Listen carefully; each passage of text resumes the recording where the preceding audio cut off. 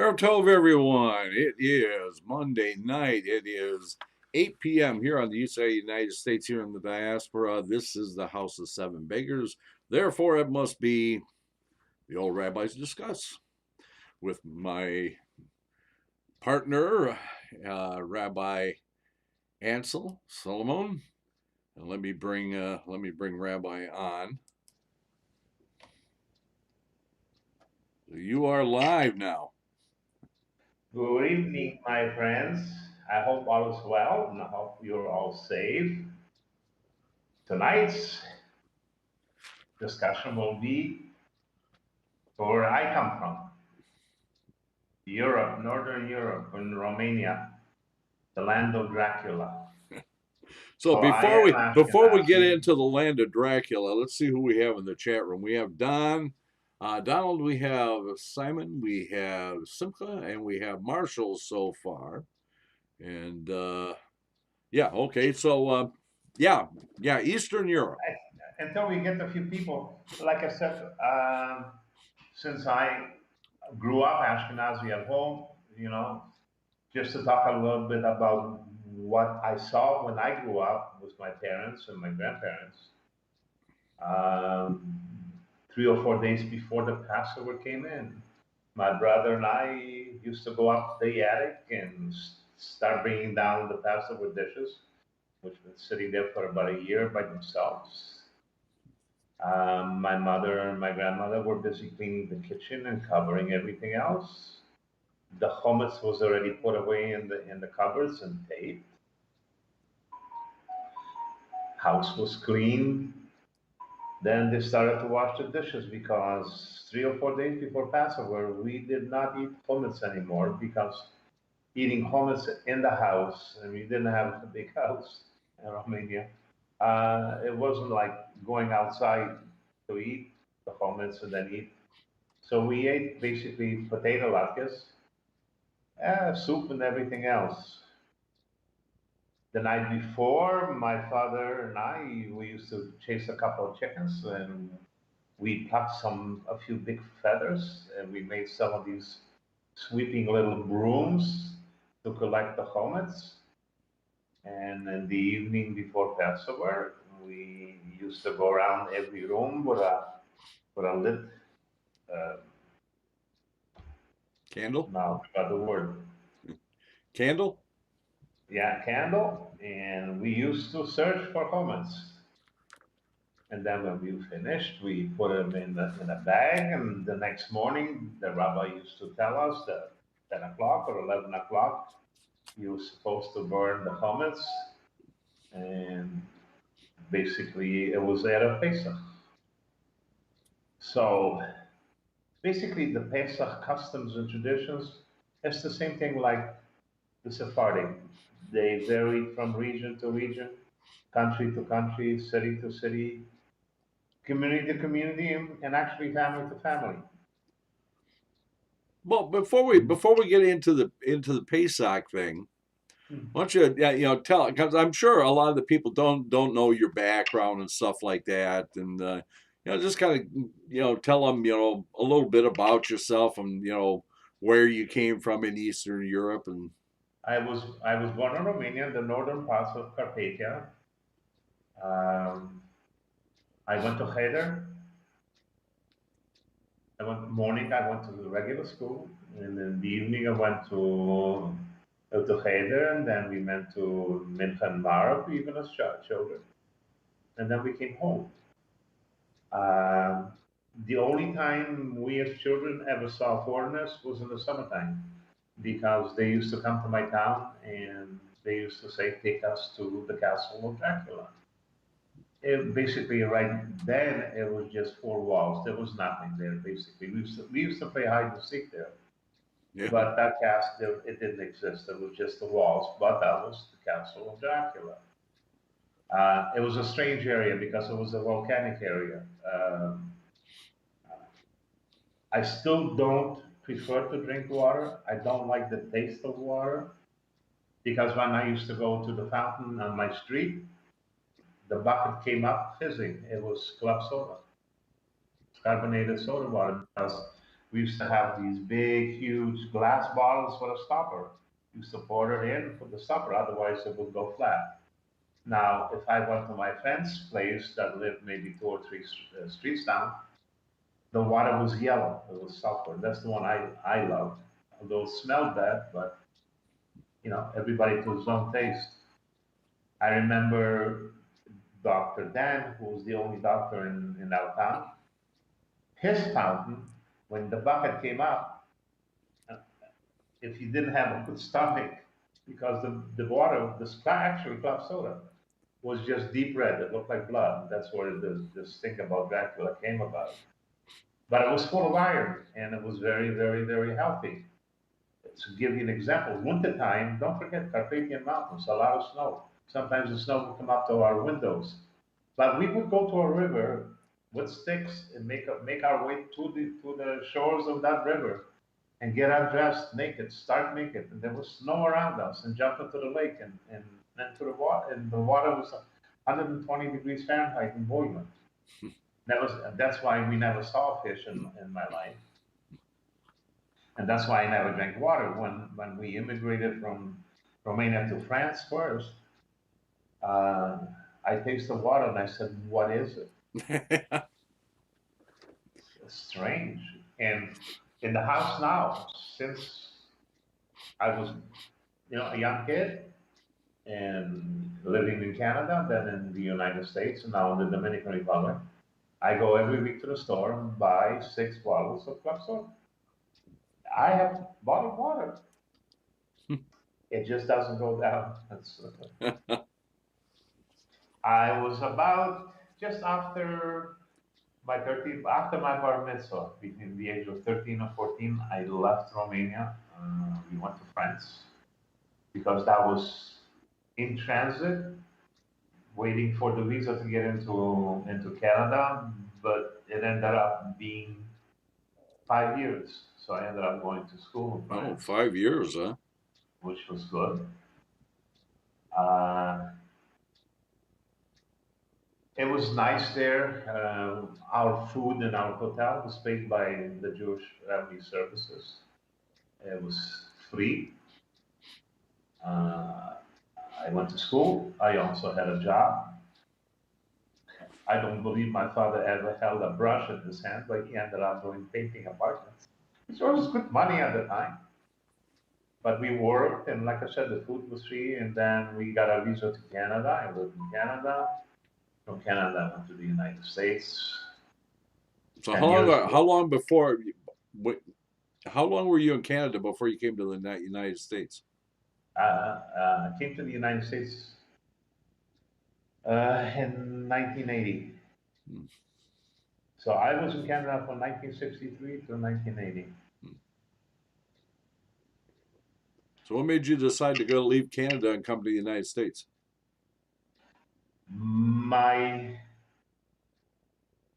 my dream when I was a young kid, listen, and I never saw a human car. I mean, there was no cars. I saw Russian trucks. It was all Russia wasn't there controlling the country. But I used to see white lines on the sky, and we knew that was, Russian planes. I was fascinated by planes, and eventually I became a pilot. I became a pilot in the Navy, and that's part of part of my life that I don't basically discuss much because 3 wars tend to put a lot of bad memories in your head. The only thing I remember, the psychiatrists used to say that pilots are the luckiest people in war, are the luckiest people in the world. And we said, why? He said, you'll never see the face you kill.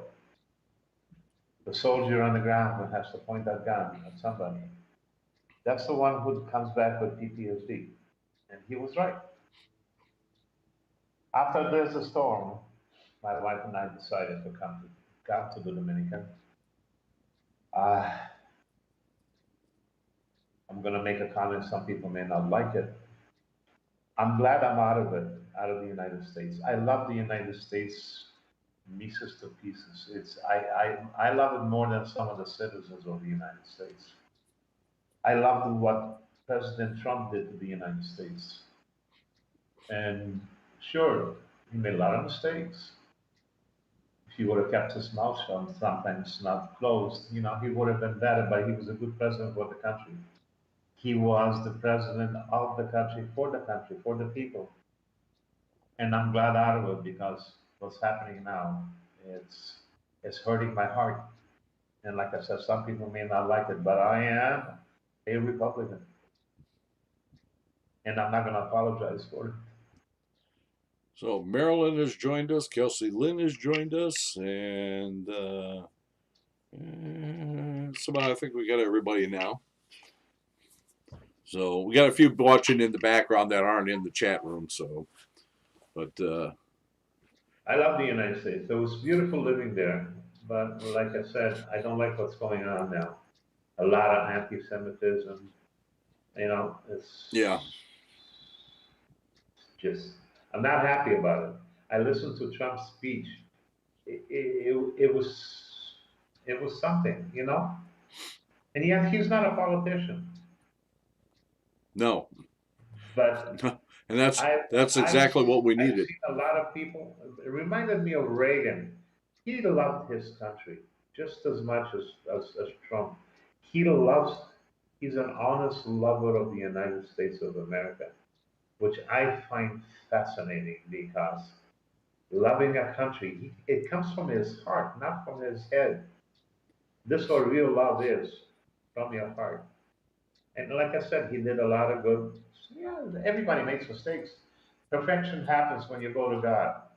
Nobody's Yeah, perfect. yeah, But what Biden did the first few days, reversing everything, what's happening at the border between Mexico and the United States, uh, I just can't believe it with children.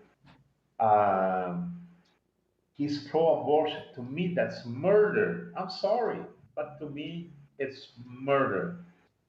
I'm a Jew. I go to halacha.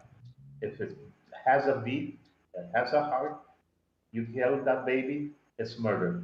Sorry. My own opinions, please. Forgive me if you don't like my opinions, but like I said, everybody, what they say, amendment number one.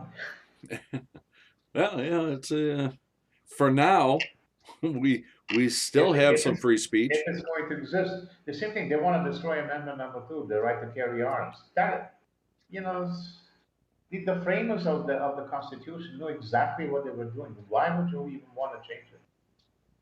Yeah, But I believe in 2020, the Democrats are going to take one big kicking. But like I said, it's only my opinion. But let's get back to the subject. okay, Since I was raised in the Ashkenazi tradition, and like I said, the customs and tradition, they vary from region to region, country to country, city to city, community to community, even family, just like the Sephardi. Many of the Ashkenazi customs and traditions involved assimilating Passover rituals with the culinary, musical, linguistic traditions of the surrounding people and the areas where Ashkenazim lived.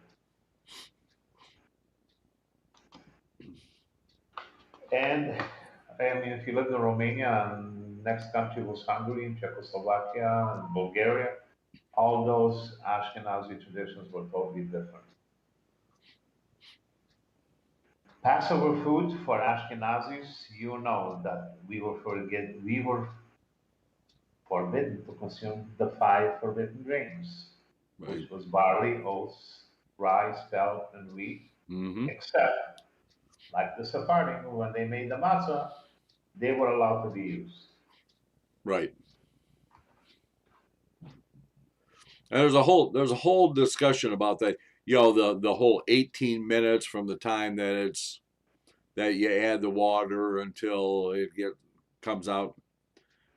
You know, It's strange. It is possible that in the other countries uh, they were available, but I never saw rice in my life. I never saw barley in my life. So, I wasn't so familiar. We had grain, which they made bread out of, but barley, oats, and all this. I never knew that existed. Ashkenazis are forbidden to come in contact with or even have in their possession in their household any chametz. And chametz includes leavened foods, drinks, and ingredients that are made from or contain wheat, rye, barley, oats, or spelt. Therefore, all grain products such as bread, cereals, and breakfast foods, Mm-hmm. grain alcohol, grain vinegar, malts, all forbidden during Passover. However, alcohol and wine that uses fermentation ingredients, which fall under the category of foods, are permitted to be used during Passover. Some Ashkenazi rabbis say that they will rule differently on what is kosher Passover foods, and they provided all the ingredients, especially for alcohol and wine. Means that alcohol or wine alcohol is permitted to use during the Pesach festival because if they were made out of petroleum derived alcohol or wine, alcohol was kosher for Passover and it was commonly used. In my country, in my town, um, they used to distill and they used to make alcohol from prunes, Mm. which is kosher for Passover. So I got a Simcha. She was the one that brought up wasabi last week. Remember that? You know about I can't using. hear you. Pardon? I'm losing you. Oh, you remember last week that somebody brought up about using wasabi as the bitter herb? Uh-huh. Okay, so she put in concerning my husband's question last week. I found 100% pure powdered wasabi root for Shushi Sadik. No additives, not even mustard seed for only. Okay, would this be usable as a bitter herb? Yeah, but the wasabi root is kosher, Yeah, but it's the coloring, the coloring to make the wasabi green and everything else that goes with wasabi, that can create a problem. And also, wasabi uses in it, there is vinegar. Now, if you want to make wasabi from the root, just like we use, what do you call it? Also, our root from the other root, oh, horseradish. horseradish. Yeah, Sure, if you want to use it the same as we use it as horseradish, it's fine as long as you don't color it and use vinegar. That's fine. right. She's saying that it's a. She says it's all natural. There's no additives. It's just powdered root. So Yeah, based if on it's that, it would actually be kosher. yeah, if it's just a root, yeah, it's no problem. Also, Ashkenazim are also forbidden to eat kidneys, Right. which includes small fleshless seeds, annual plants that individual might ground into flour, ascorbic acid, calcium. It's basically the same as the Sephardi.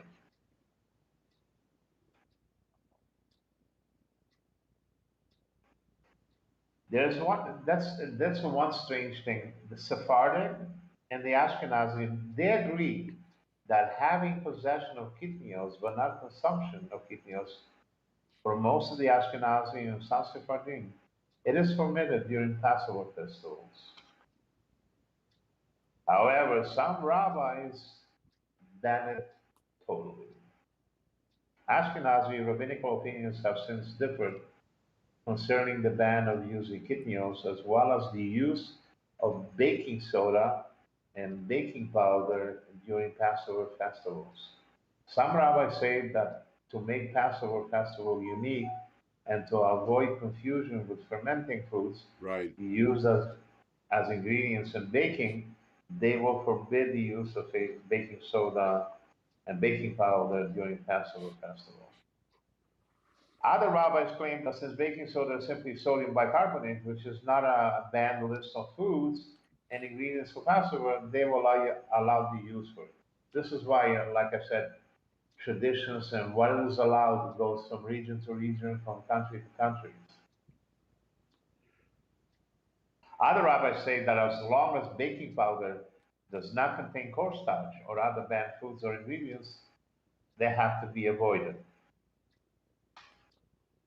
On Passover, they will always permit the use of baking powder during Passover festival. In fact, there are kosher for Passover versions of baking soda and baking powder. However, bread, cookies, and cakes and any other fermented or leavened products made with fermenting or leavening grains or yeast are forbidden during Passover festival.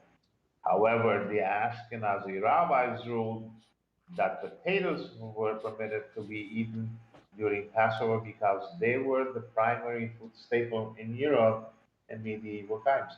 Like I said, Ashkenazis used potatoes because we grew potatoes. We never saw rice. Yeah. Middle Eastern and Sephardics, their main staple was rice. So they ate rice during Passover. Yeah. So, what about the controversy on matzo ball soup?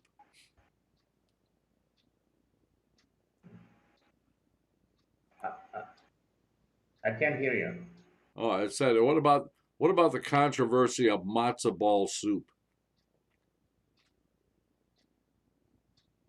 My parents never made it because we were not allowed to do it.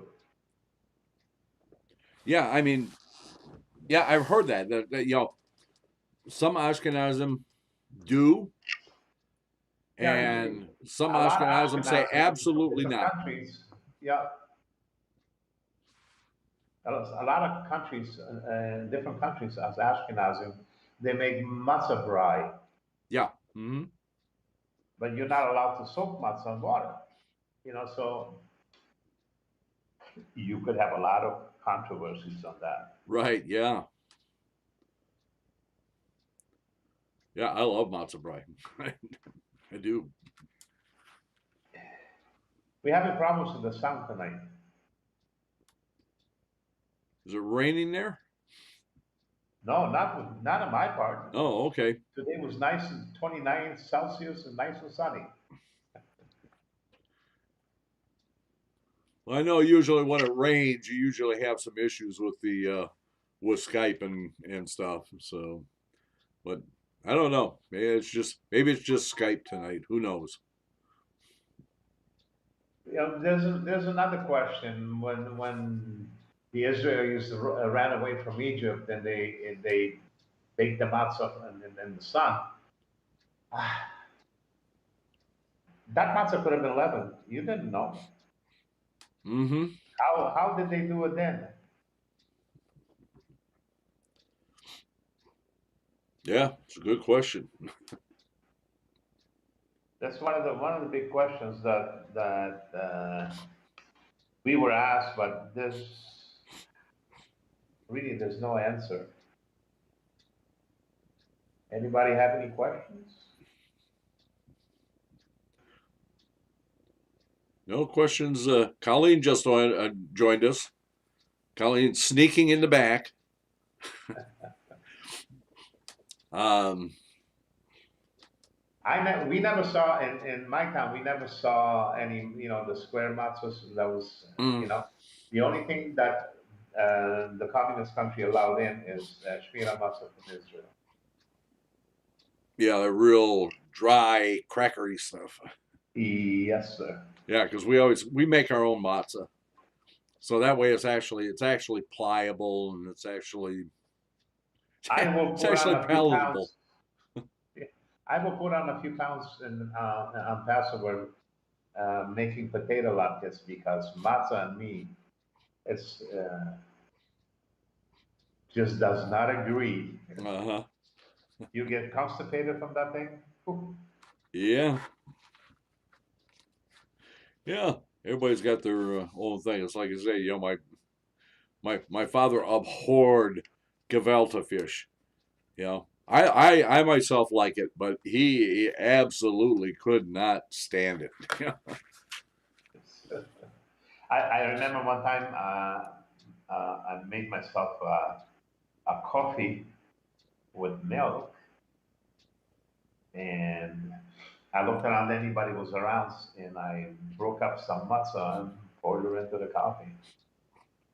And for some reason, my grandfather was watching this. You'll never forget it. What did your So grandfather have to say about that? I never did it again. No, there was no beating in the house. He just had to look at you, and you understood Oh yeah, exactly. yeah. That my father was exactly the same way. He didn't have to raise his hand. All you got was the look, and you knew it. You knew you crossed the line. I'm going to say something that is maybe not as nice, but I was training with the IAF in Israel, and I came back home, and it was at the time where there was a lot of Russians when Russia broke up and they came into Israel. The refuseniks. Yeah. Yeah. So I came home to my mother and I said, I don't know what's going on, Mom. Israel is full of ladies of the night, and that's the only time I ever heard my mother go smack. She said, no such thing as a Jewish lady of the night. Surprise. Yeah, there was, but the good part about even the refuseniks coming in, Israel received most of the scientists. Most of the scientists in Russia were Jews, Right. Yeah. and they all came to Israel. And that's why Israel never had a problem, obtaining nuclear weapons because uh, discussion is that Israel has between 50 and 150 weapons. That's why there were, I would say, whether it's Iran or anybody else, they would never start a war because that would be third world war. So Yeah. yeah, they will talk and threaten each other, but a few rockets here and there, but nuclear weapons, I don't think so. Yeah. I had Anyway, let's go into Passover foods. The basic haroset recipes is honey, wine, nuts, fruit, and spices. It's common to all Ashkenazi. The spices of the ingredients may vary from community or family to family. In case of nuts, one family may add almonds, or another family may add cashews for the haroset. Passover food for Ashkenazi ultra-Orthodox Jews will not eat matzah dumplings, called knedlach in Yiddish, or masa and chocolate layer cake, because they're concerned it may ferment slightly. Right. However, in Lithuania, even the ultra-Orthodox Jews, The Litvish. I'm sorry, The will eat Litvish. fermented wheat soup called reiselborscht. Others will also eat borscht, you know, but the main ingredient with that borscht will be a lot of grated horseradish colored with beet juice, and it makes it quite spicy. Yeah. You have any questions? Let's see.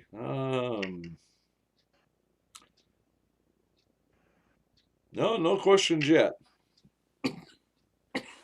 Excuse me.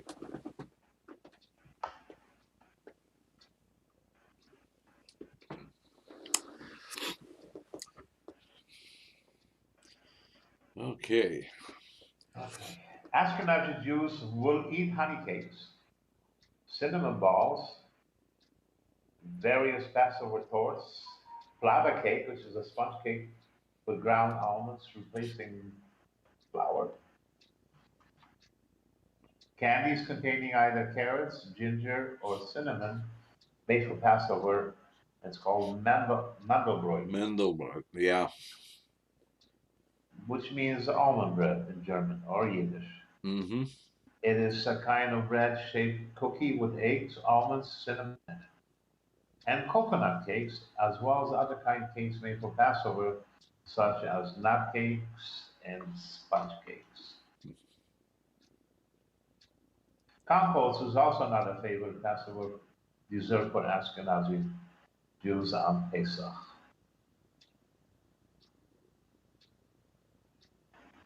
So, pre-Passover custom is first they will do the Bedikat Hametz, which is the search for leaven.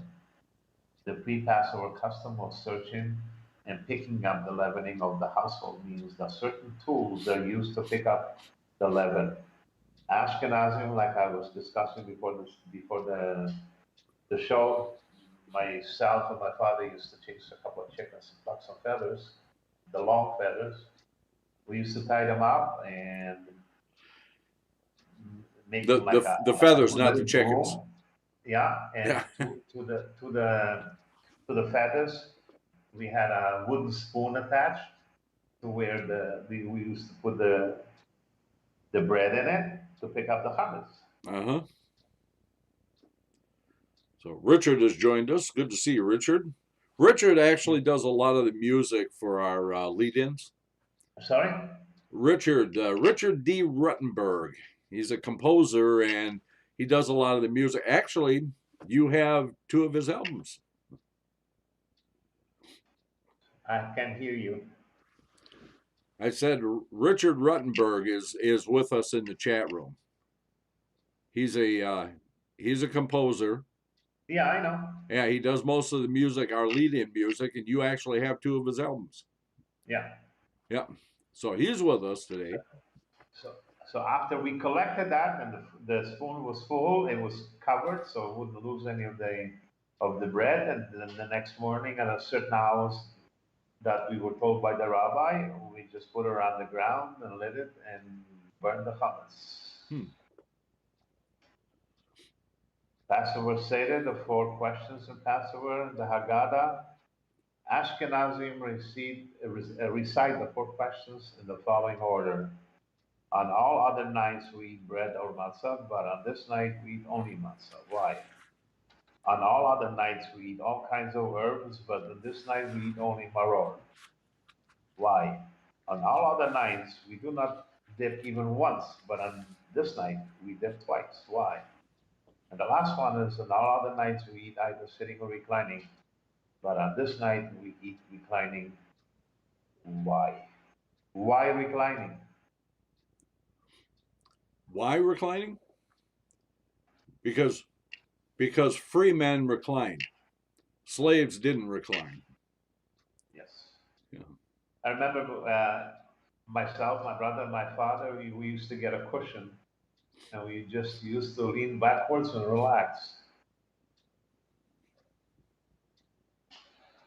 Who recites, if there are three boys in the house, who recites the four questions? Well, Sephardic, everybody recites the four questions, but in the Ashkenazic world, isn't it the oldest? Oh no, it's the youngest. Correct. Okay. So, yeah, Ashkenazim reserved the recitation of the four questions for the youngest child at the Seder table. Yeah. On Passover, some of the symbolic foods, but not all Ashkenazim, use the bitter vegetable as a symbolic food for the Passover Seder called hatzeret. Ashkenazi will traditionally mix apples, walnuts, honey, sweet wine, and cinnamon to create the Haroset.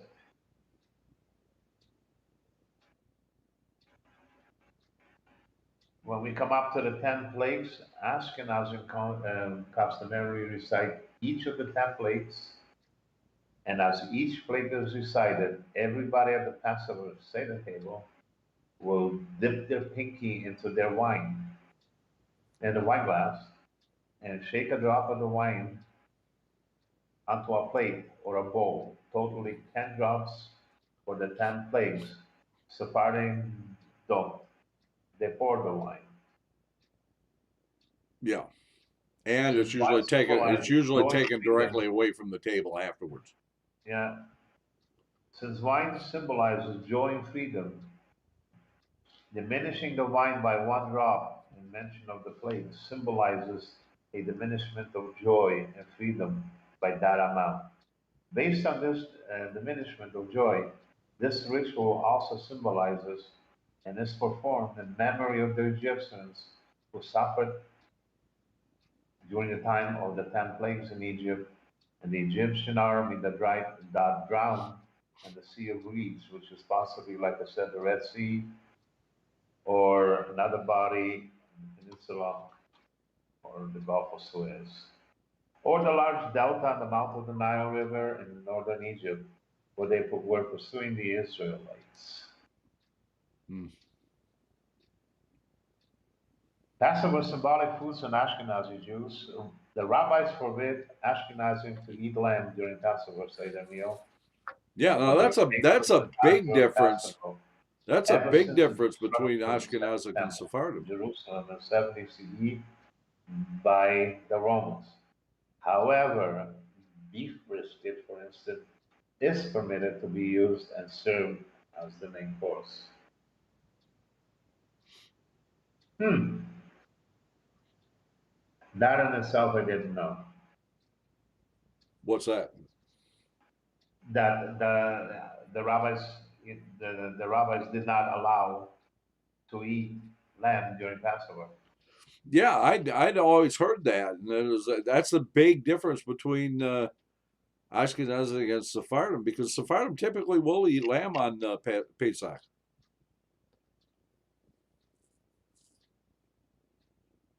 I didn't know that. Okay. Participants at an Ashkenazi Passover Seder each have a hard-boiled egg placed before them to be eaten. Passover Haggadah. Some Ashkenazi families have each member at the Passover Seder read sections from the Passover Haggadah, while other Ashkenazi families will have just the leader of the Passover Seder read everything from the Passover Haggadah. And still other Ashkenazi families will ask for volunteers at the Passover Seder table to read sections of the Passover Haggadah. How are we doing for time? We're doing good. We're going to take a break here in about 5 minutes, but some Ashkenazim chant the entire Haggadah.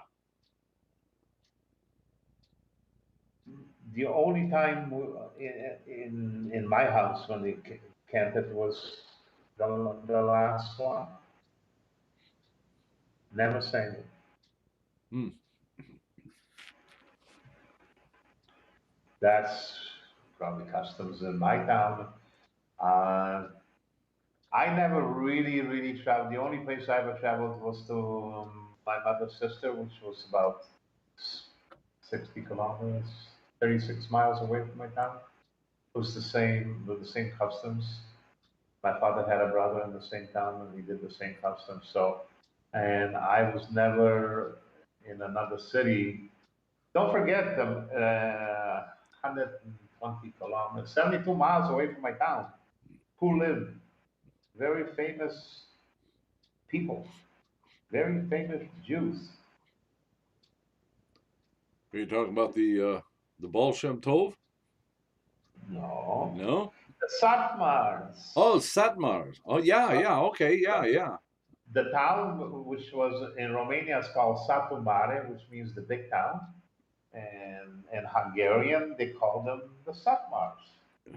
very, very, very, and I couldn't say how much, but from where and how, I never found out. Nobody knew, but they were as wealthy. I was once in one of their families for Shabbos. You're talking about chandeliers. When they lit the candles for Shabbos, solid gold. Hmm. But don't forget my time. Okay, Dej was the prime minister at the time. He was a little bit lax before what's his name came in, the one that they just hung, which was bad. Most of the Jews took their gold because the only thing when my mother left, she swallowed her wedding band. They didn't even allow you a wedding band out of the country Hmm. because that was gold. That was the richness of the country. Hmm. Some of the Jews went to a river, deepest part of the river, and threw most of their gold inside there so the communists wouldn't have it. Wow. Yeah, it was not a good time. That but Ceausescu when he came in, thank God I wasn't there. Oh, Ceausescu, yeah. He did not fare very well at the end. No. But let me put it this way. The life he had for 25 years, Hmm. nobody really, he built that palace. It was 1,000 rooms. And when they finally got him down and they hung him, a lot of people came and asked, "Where is my husband? Where is my son?" They were working on that palace. Where is the engineer? Where's the electrician?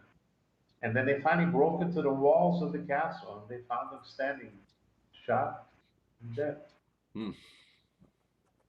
He even built himself a subway from the palace to the airport. Well, unfortunately, he got caught. Well, fortunately, he got caught. Yeah. But in those times, Jews really suffered. I suffered too. I mean, I had long payas like you're wearing.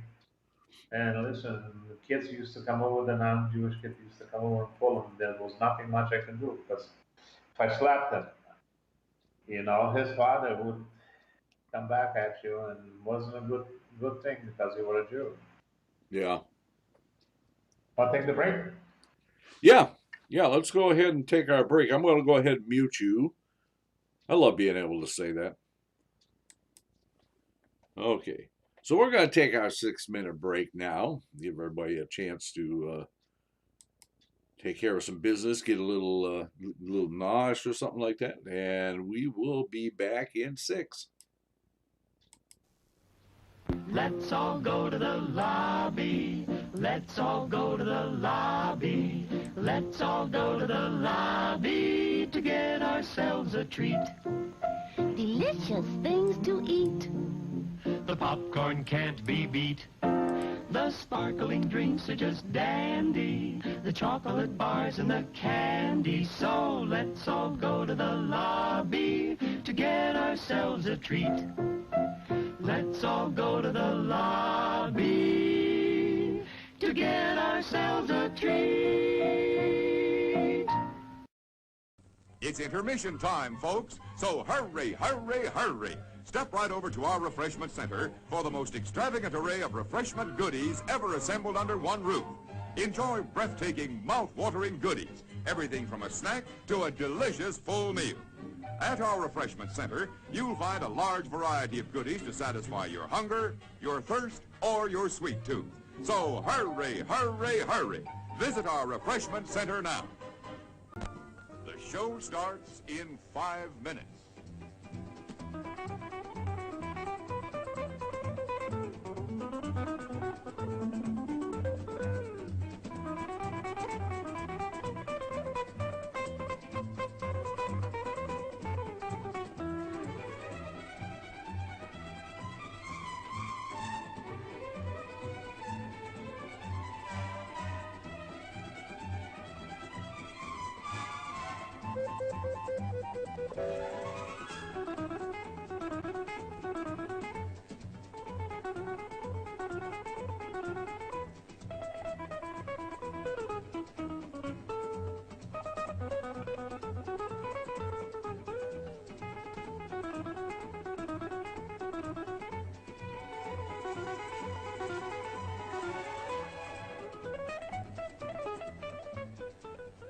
The show starts in 4 minutes.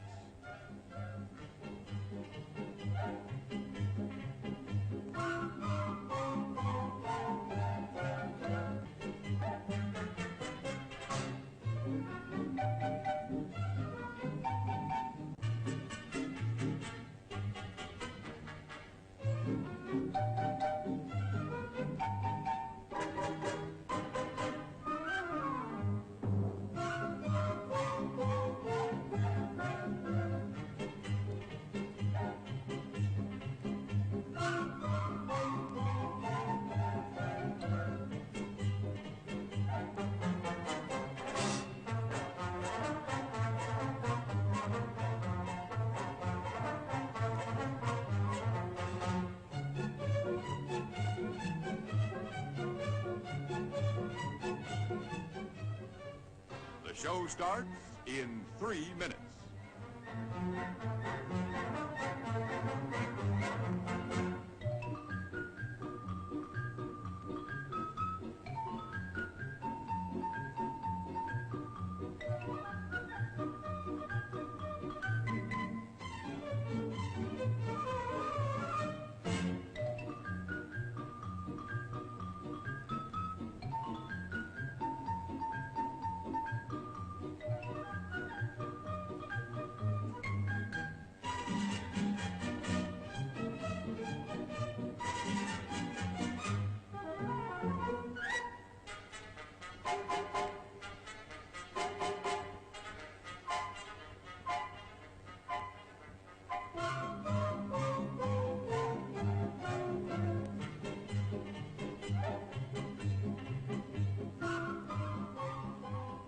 The show starts in 2 minutes.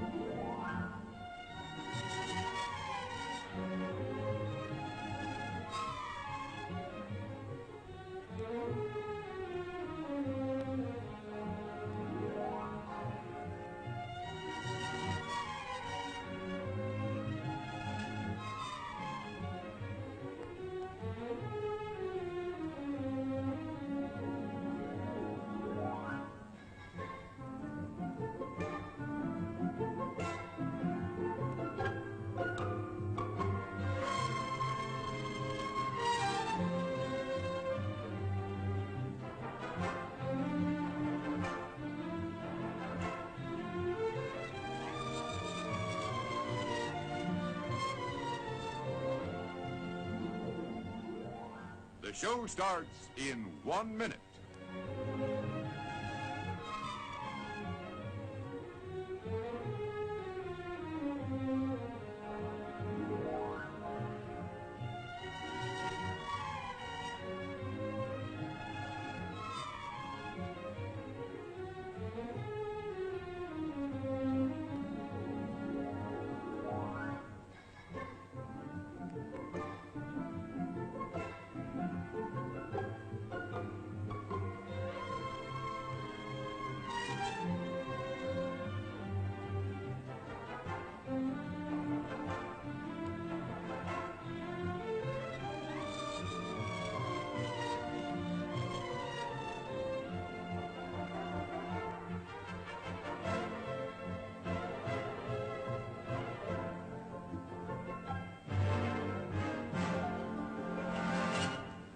And now, on with the show.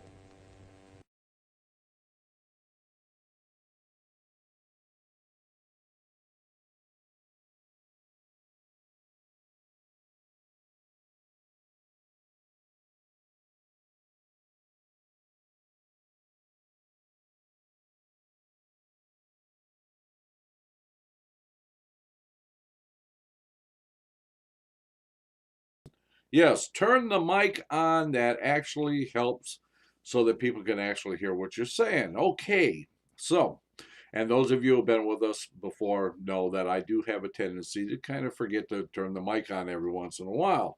Okay, so Richard, yes, I thought you were Richard Ruttenberg. I apologize. So we have Richard with us. So let me bring Rabbi Ancel back on here. Get his mic turned back on. Okay, so we're back now.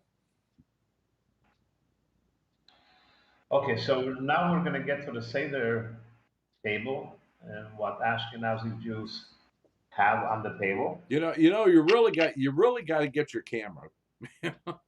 Yeah, well, So I'm waiting for my I got a IT little guys for black that. box in the So, corner of the screen that says AS on it. So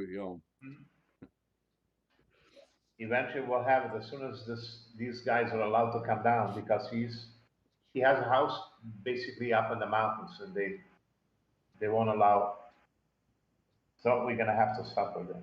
Anyways, Ashkenazi families will have 6 symbolic Passover foods on the Passover Seder. One, which is maror, usually the hot stuff, the horseradish. Beitza, which is a hard-boiled egg. In my house, they roasted the egg. Karpas, which is usually celery. We didn't have celery in Romania. We had parsley or lettuce. Zeroa, which is a shank bone of a lamb, but we didn't have that, so we just had a bone from people. Haroset. In my house, we made a mixture of apples, honey. We didn't have cinnamon. We had sweet red wine. We had almonds. We didn't have almonds. Chatzeret, which is the second maror or bitter herbs, which is different from maror. Example are watercress, we didn't have. Cucumber, we had. Romaine lettuce, we didn't have. Endive, we didn't have, but we had lots of radishes. Mm. While other Ashkenazi families will have only 5 items on the Passover Seder plate, excluding the second maror, which is chatzeret. Another symbolic food was the salt water. It was placed in a small cup, set apart from the Seder plate, for all Ashkenazi families to use. The 3 matzahs will be placed on their own compartments on a separate plate, set apart from the Passover Seder plate. We used to have it's like the cover you use Shabbos for the challahs, but it had 3 compartments, and we used to put the round matzahs inside. The Passover Seder plate, where each matzah was separated from the other by a divider. It's like I said, we had it made out of cloth.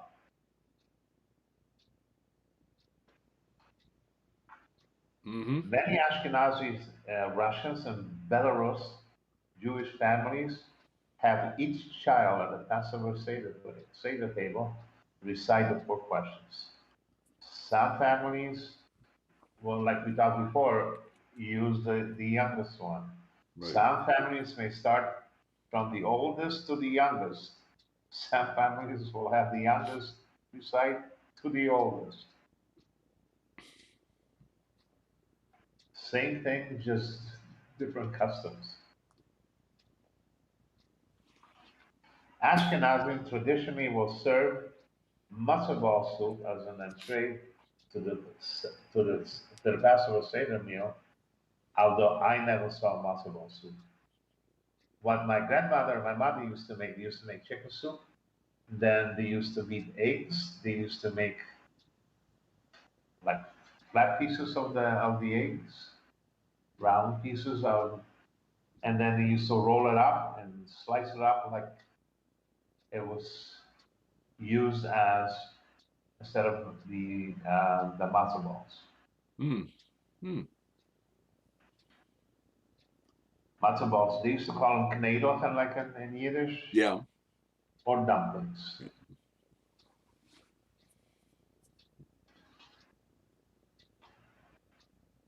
So other soups that may be served during Passover festival include cold soups such as borscht, beet. The word borscht comes from the Russian word borscht, which means cow parsnip.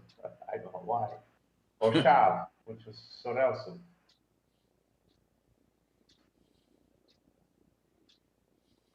Shav soup is usually a mixture of sorrel leaves, onion, lemon juice, eggs, and sugar. Shav is also served with sour cream. Appetizers for Passover include eggplant, coleslaw, gefilte fish, oh my favorite, with grain. Grain was made out of what? Horseradish with With? what was the red stuff? With beets. Oh, Some people used to use just the grain alone. My grandmother used to use the grain, make the grain with the sauce of the beets, which was red. uh-huh. A lot of people, and I've talked to many people, a lot of people will stay away from gefilte fish. Yeah. Yeah, I don't know. I like it. I enjoy it. Oh, I could eat it by the pound because it was good. Yeah. Listen, didn't have many choices of food in my country, so you got to use what you were served. That's why I said uh, I never saw lamb, and I still never eaten lamb because I was never served it. I don't miss it. It may be good. I don't know. Hmm. Also, they cooked vegetables and chopped liver. Oh, wow. Matzo meal pancakes, they were called kremslach. Well, no, kremslach is potato latkes. There's another one. Matzo meal pancakes can either be regular sized pancakes or bite-sized honey flavored pancakes. Ah, different traditions. Other favorite variation of matzah brie or matzah type was Passover French toast, which was made from matzah meal, which was soaked in milk and eggs and deep fried.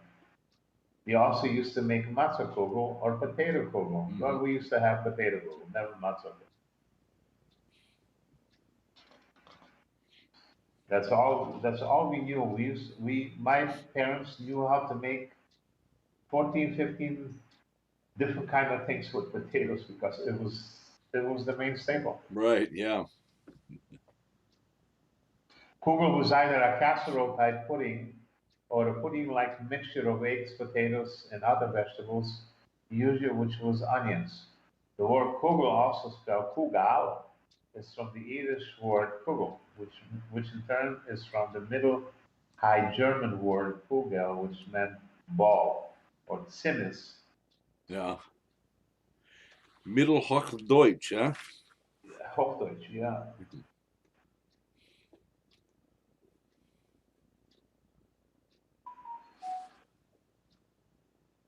The word Zinnes was a mixture of stewed carrots, prunes, raisins, and honey. You could also use it as a casserole of various fruits and vegetables, and it was used with meats.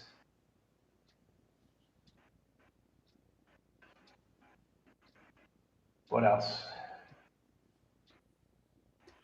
It goes into, A lot of you know, discussion about food going on in the chat room. I'm sorry? There's a lot of discussion about food going on in the chat room. Oh, when you talk about food, it makes you hungry. Yeah.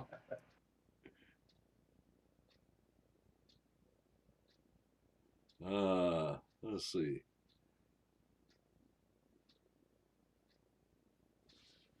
Yeah, let's see if we got some of these comments. Let's see. Kelsey Lynn says, I like gefilte fish also, although I've only tried the sweet version. Never tried horseradish with it. Actually, that is pretty good with horseradish. Um, let's see. Food.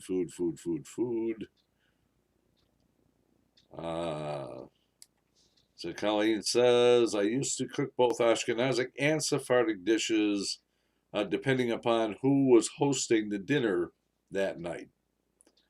The Israeli community in Squirrel Hill were pretty much split in half.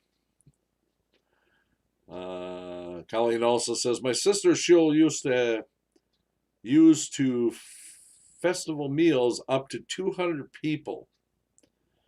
I used to cook huge amounts of food, and nowadays I cook so little.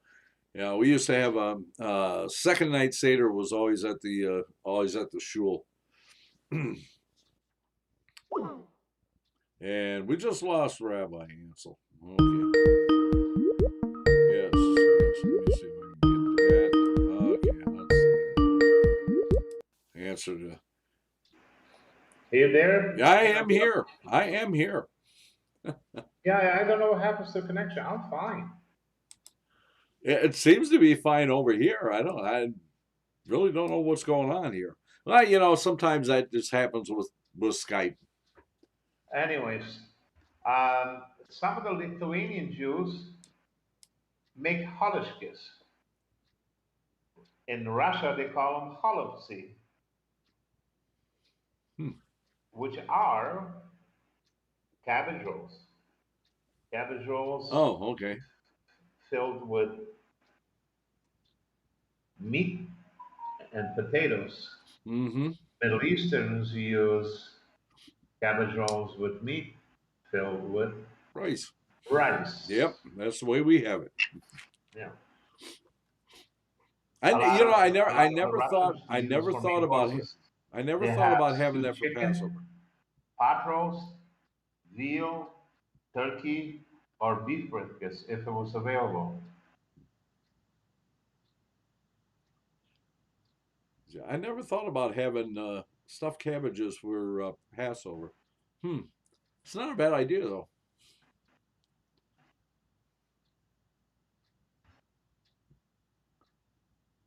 We talk about Miriam's cup. Some Ashkenazi families have a custom that honors the sister of Moses, who played a prominent role in the book of Exodus. They place a cup filled with water on the Passover table in honor of Miriam and refer to it as Miriam's cup. Yeah, Kos This cup is Miriam. also Yeah, we actually use one on our Seder table too. I actually have a special glass for that. Just like for Kos Eliyahu. It honors women, Jewish women throughout the Jewish history. The cup filled with water is to symbolize the miraculous well in which Hashem gave Miriam to help sustain the Hebrews through their journey in the Sinai desert after they fled Egypt. Colleen says, I have a Moroccan recipe for rice cake. Oh, you have got to send that to me. I have to have that. I didn't hear what you said. She said she has a recipe for a Moroccan rice cake. She has my email address. If not, give it to her. She can send it to me. I'll make it. Yeah, I told her I have to have that. I have got to have that. Ashkenazi households, it is customary not to dip any matzah in any kind of liquid. Right. Any contact of matzah with liquid might create chametz or leavening of the matzah. Right. Jewish law simply refers to properly prepared matzah as not being able to be made into chametz, even if liquid is added to it. That's why my father wasn't too happy when I made coffee with milk and I broke some matzah into it. My grandfather did not like it. Yeah. Nevertheless, some Ashkenazi families, include Hasidic Jews, entertain the possibility that traces of yeast grain left over from baking the matzah may still exist in the matzah. And as a result, they do not eat any matzah or matzah products that has come into contact with any liquid. Mm-hmm. And basically, these are the Ashkenazi traditions for Passover. They are much, much more compact, much less than last week than the Sephardics, because the Sephardic population is much bigger than the Ashkenazi. and they're more spread into many, many, many different countries. You look at Central Russia with Uzbekistan and the other countries. You look at in Africa, you have Tunis and all the other countries. You have Egypt, then you have Israel, and you have all the others, Iraq, Syria, and all that. Because a long time ago, there was a lot of Syrian Jews and a lot of Iraqi Jews. Yeah. Unfortunately, they're not. Then you had Spain, which threw out most of the Jews. So it's so many different traditions. And then you multiply by the number of cities and towns and families. There was triple the traditions of Sephardim as far as Ashkenazi. Yeah. I mean, there were some things that we didn't actually hit when we were talking about the difference between Sephardic and Ashkenazic customs. Basically, the Sidurs are a little bit different from each other. I'm sorry? The Sidurs are a little bit different from each other. Very much so, because there's a lot of the halacha is different. Yes, yeah, that's true. Putting on the tefillin is different. Yeah. Putting on a talus is different. Well, even the talus itself is actually different. We could have a show of, 2 or 3 different holidays because because holidays are much shorter, but we could go through all the Rosh Hashanah, Yom Kippur, and Sukkot, and all this, and you'd be surprised how different they are. Yeah. But what's more interesting about traditions about Ashkenazi and Sephardic traditions, they're all beautiful. They all have the same meaning. And what it boils down to, whether you're Sephardic or you're Ashkenazi, you are a Jew. Exactly. That's the most important part. And going to a Sephardic home and watch their tradition, the only thing that can happen to you is learn, enjoy, and see how different it is. But basically, it's Passover. The tradition of Passover, the reason for Passover, is still the same. We left Egypt.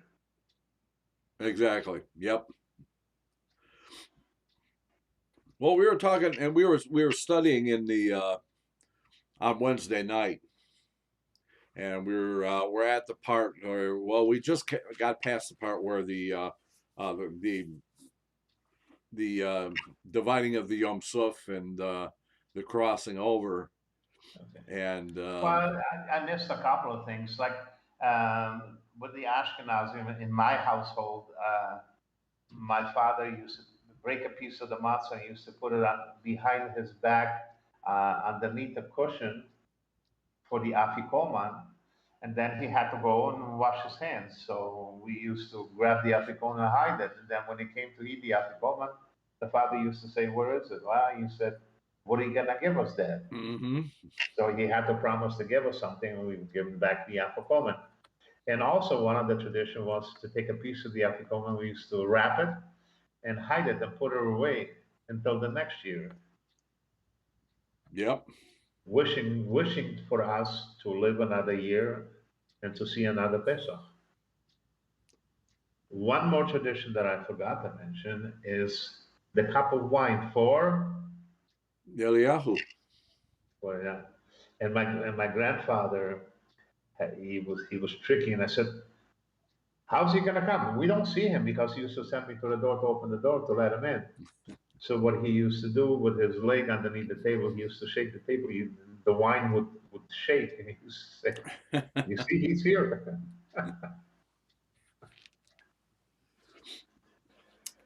And we were kids, and we believed it. And listen, it's still something to believe in.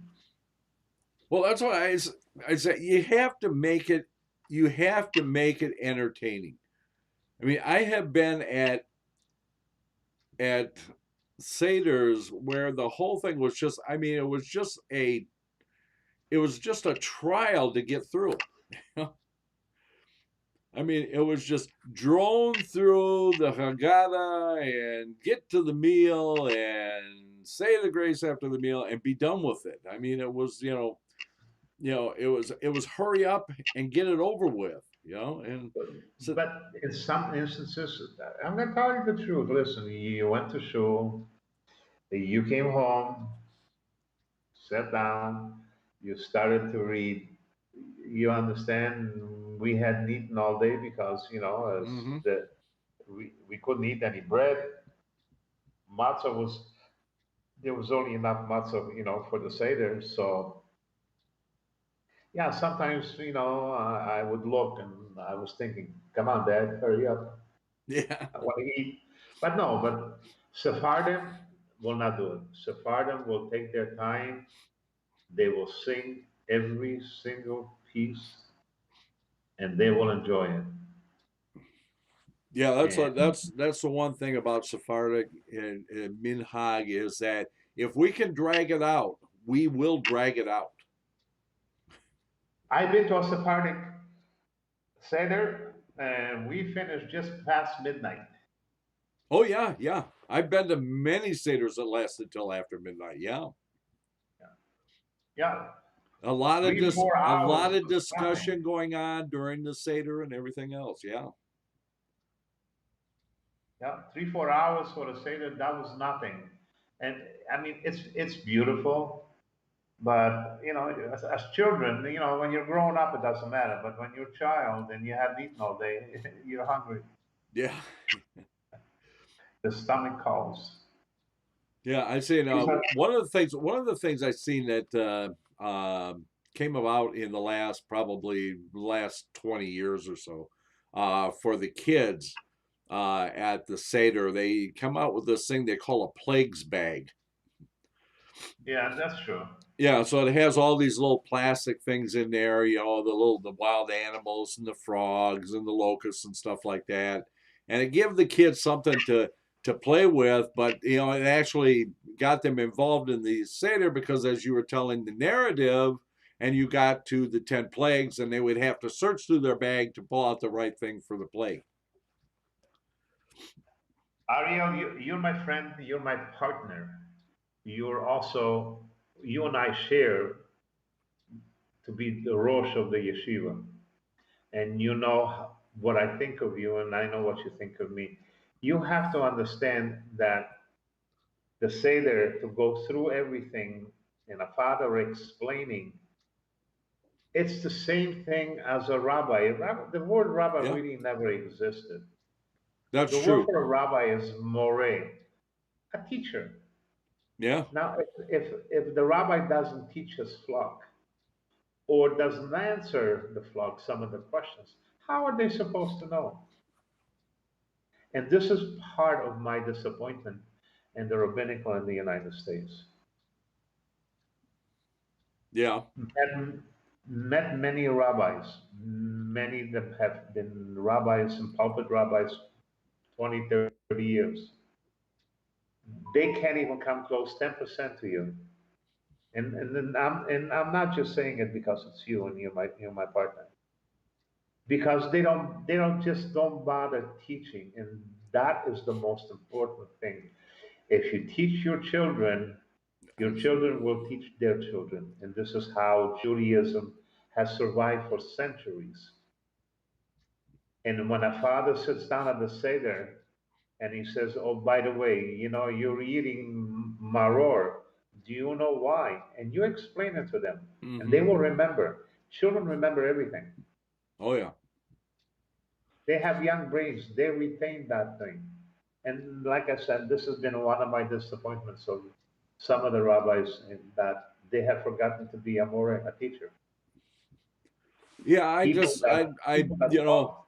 and every time we come to we get to the Sefer Shemot, and I say it, and I know people in my congregation are probably sick of hearing me say it, but I keep telling them, pay attention to this. Pay attention to this. This is important because when you get to the Pesach Seder, when you come to the narrative where we're talking about leaving Egypt, so close the Haggadah, set it aside, and tell the story.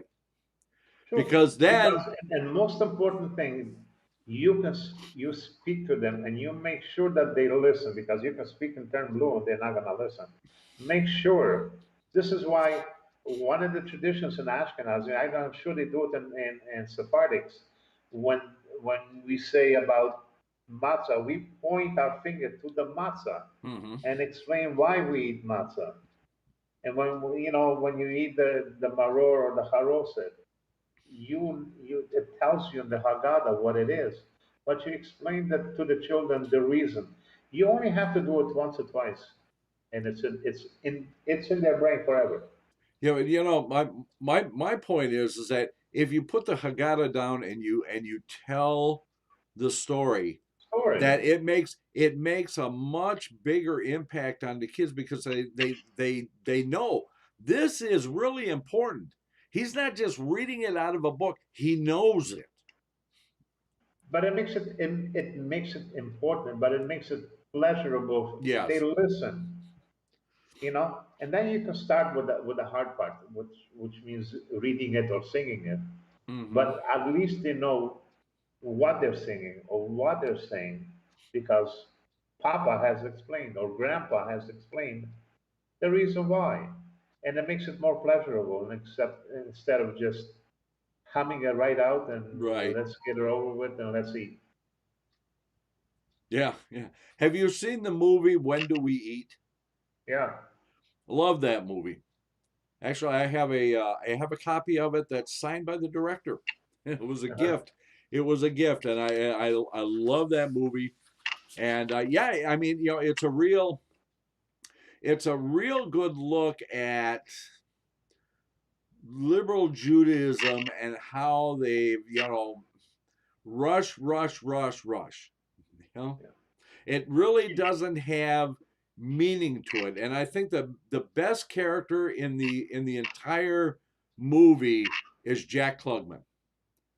On Sukkot, when we built our sukkah at home, we used to have a piece of land where we used to grow the potatoes and, of course, corn. We used to go and peel corn until we found corn that was colored red, different colors, to put it inside the sukkah. And Dad, why am I spending 2 hours looking for the corn? And he would sit down. My grandfather more, because my grandfather was more into it. He wore the fur hat, the travel. He was more into it. But he explained to us, and it was ingrained into my brain. And I remember these things, and they were so beautiful. The sukkah with the hanging corn with different colors was something to see. Mm-hmm. You understand? Yeah. And Grandpa or father, he used to look at us. You making a sandwich? Yeah. Where are you gonna eat it? Not in the house, I'm not. Straight into the sukkah.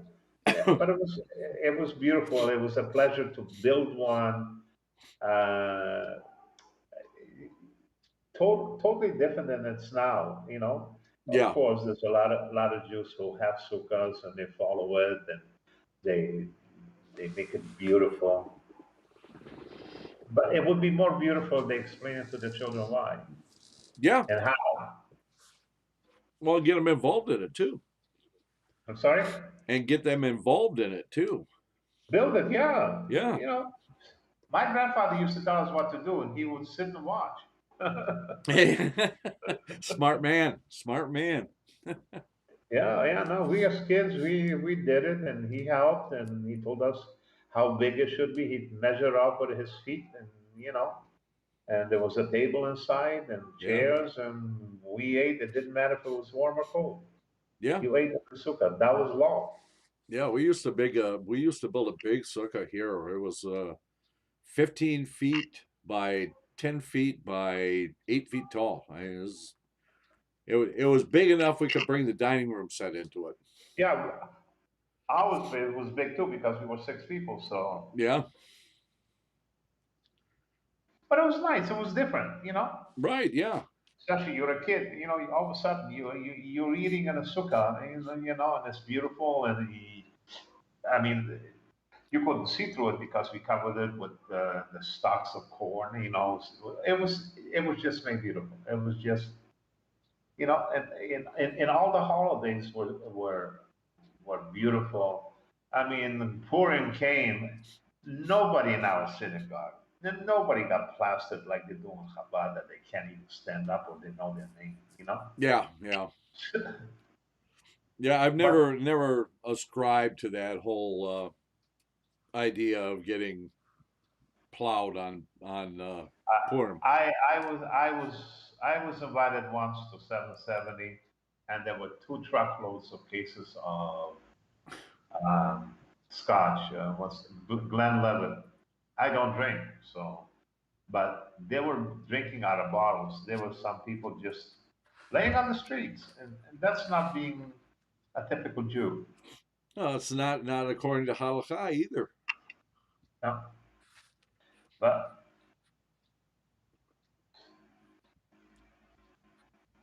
I I think think that's all I have to. I think the whole idea behind it was to, get so involved in the story, in the reading of it, that you make the mistake between Mordecai and Haman. And I apologize. You know me better than that. Even when you tell the truth, it's still lashon hara, but it is the truth. But when they go do something that's not written in the Torah and it's not halacha, I I frown upon it, and I shouldn't say anything because, like I said, telling the truth is also lashon hara. That's true, but there are qualifiers to that. Yeah, As I long understand. as long as you're not saying a name, and as long as you're using it to teach a lesson, then you can do that. Listen, I wish them nothing but the best. As long as they don't bother me, I don't bother them. Yeah, Listen, they do a lot of good throughout the world because that you is go to true. some of the places in the world and they go and they don't ask the question. They go and they do a lot of good and they try. It's just I have the problem when you go against halacha or against Torah. I have a problem, but that is my problem, not your problem or anybody else who's listening. Yeah. And I'm not cutting them up. I said I wish everybody they're Jews. I wish them nothing but the best. But Okay, well, if you'll hang on, I will go ahead and close out the show, and then I will get back to you as soon as we're out. So please hang I hope you on, enjoyed, and I'm my going to friends. I mute hope you you right enjoyed it. now. So you are muted. I love being able to do that. Okay, anyway, so I want to thank everybody for being here tonight. Don't forget that on Wednesday night is the Torah study in depth. We're still in the Sefer Shemot. And this week we'll be catching up in the my little midrash says, and we'll get into the Sefer Agadah, and then we'll get on to the next Torah parsha for the Sefer Shemot. Friday night is the Kabbalat and Ma'ariv Shabbat service at 8 p.m. Eastern, and then Shabbat morning Shachrit and Musaf at 10 a.m. Until then, everyone, we'll just simply say, Laila Tov.